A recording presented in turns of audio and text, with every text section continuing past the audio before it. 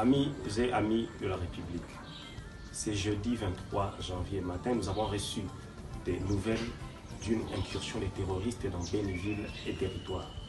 Des rapports concordants font état de la perte en vies humaines dans des conditions atroces inacceptables, des enlèvements et des dégâts matériels. Comme vous le savez, le FARDC poursuit l'offensive à l'est du pays contre des ennemis de la paix. Et à ce stade, l'armée a déjà enregistré plusieurs victoires dans cette bataille. Cela indique que notre victoire finale n'est plus loin. Le salut n'est pas loin pour le peuple congolais.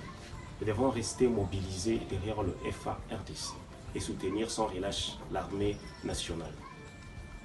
Dans un marathon, l'athlète ne perd pas espoir à quelques mètres de la ligne d'arrivée. Il devient fort et énergétique.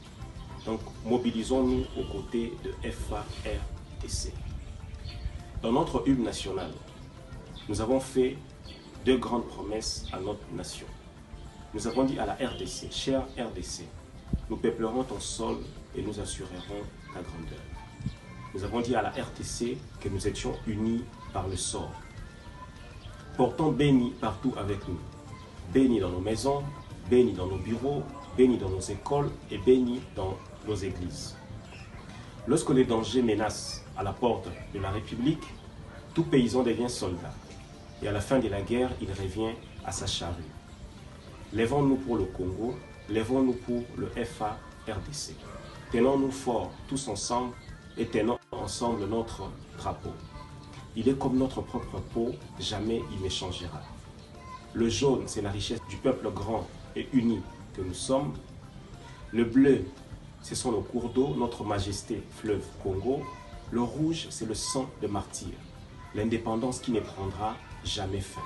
Lèvons-nous pour le Congo, battons-nous pour Béni, faisons confiance au FARDC, rejetons les intox et les manipulations et le Congo vivra. La RDC vivra, son peuple vivra et Dieu est témoin.